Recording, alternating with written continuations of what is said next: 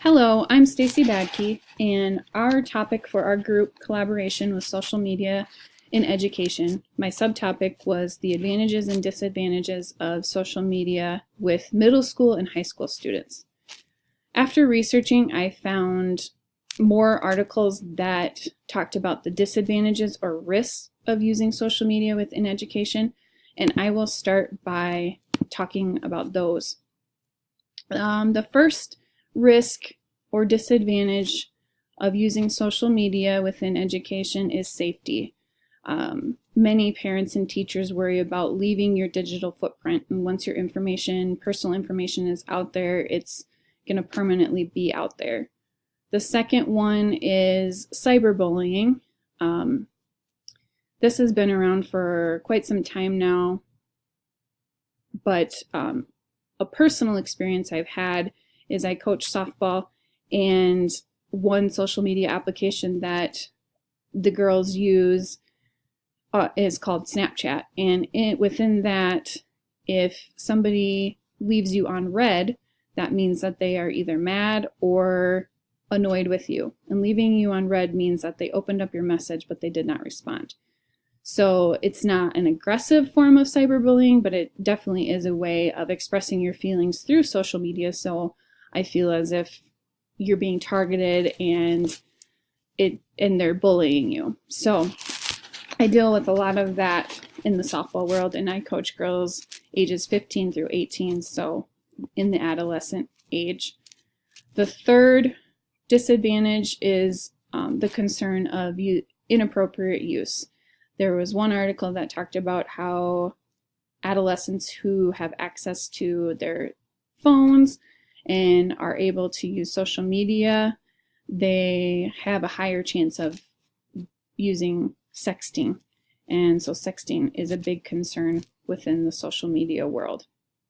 Along with the disadvantages, there are many benefits or advantages to using social media in education. And one is it allows students to be creative and innovative. In one school, they're using e-portfolios, and this is a tool for safe communication and a way to showcase, collect, and reflect on their work throughout the year. They can put all of their work within this portfolio, and they're able to show it to other teachers, to other students, and make connections that way too. Social networking is another advantage to using social media. It allows for new opportunities for self-expression, for learning, communication, and the management of privacy. There are concerns with social networking, but the benefits in terms of communication and building relationships definitely outweigh those concerns. The third benefit is the ease of transition. In one article I found a school is using Gaggle, and this started off as being a safe email route, and now it's expanded to using social media and communication features within their web application. And this is a way to connect students that have the same interests. So it has been helping 8th graders transition into the high school. They already have made those connections with other people, so they feel more comfortable as they're starting out their high school career.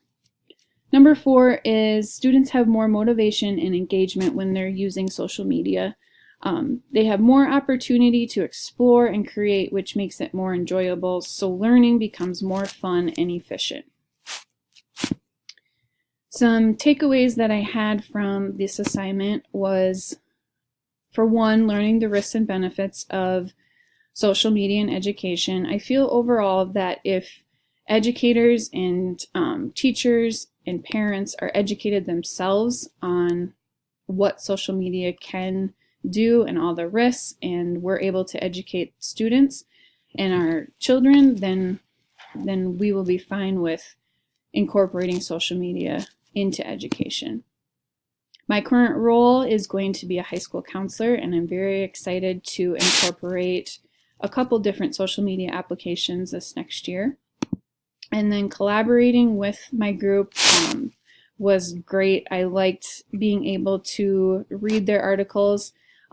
My focus was on middle school and high school, and another one of my group members' focus was on elementary, so it was great to read the difference about those two. overall, I really enjoyed this assignment, and I feel like I have a lot of extra tools that I am able to use within my work setting.